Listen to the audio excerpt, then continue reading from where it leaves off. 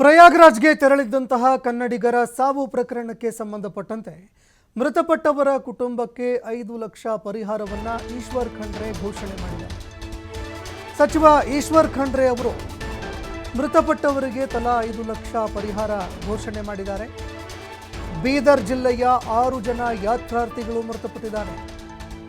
ಇನ್ನು ಮೃತಪಟ್ಟವರ ಮೃತದೇಹಗಳನ್ನು ತರಿಸೋದಕ್ಕೆ ನಾವು ವ್ಯವಸ್ಥೆಯನ್ನ ಮಾಡ್ತೀವಿ.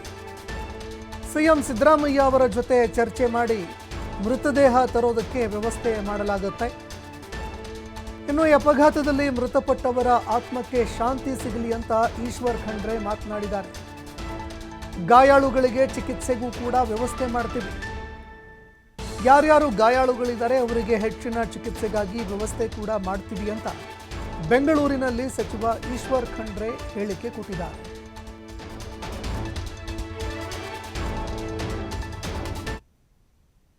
ಇವತ್ತು ನಮ್ಮ ಬೀದರ್ ಜಿಲ್ಲೆ ಎಲ್ಲ ಜನರಿಗೆ ಒಂದು ಆಘಾತದ ಒಂದು ಸುದ್ದಿ ಬಂತು.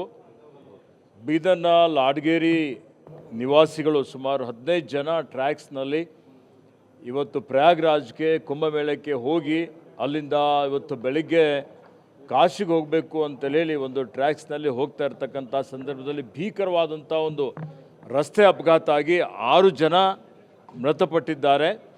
ಸುಮಾರು 9 ಜನ ಆಸ್ಪತ್ರೆಯಲ್ಲಿ ಚಿಕಿತ್ಸೆ ಪಡೀತಾ ಇದ್ದಾರೆ.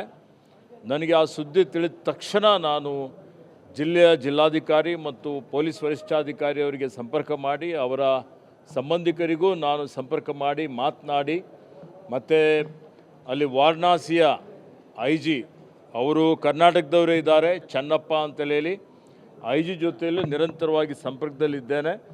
ಮತ್ತು ಏನು ನಮ್ಮ ಡೆಡ್ ಬಾಡೀಸ್ ಇದೆ ಅದನ್ನು ತರುವಂಥ ಒಂದು ವ್ಯವಸ್ಥೆ ನಮ್ಮಿಂದ ಮಾಡಬೇಕು ಅನ್ನೋಂಥದ್ದು ಇವತ್ತು ನಾನು ಸೂಚನೆಯನ್ನು ಕೊಡ್ತಾ ಇದ್ದೇನೆ.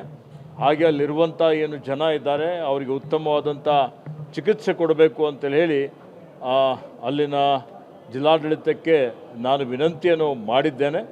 ಸನ್ಮಾನ್ಯ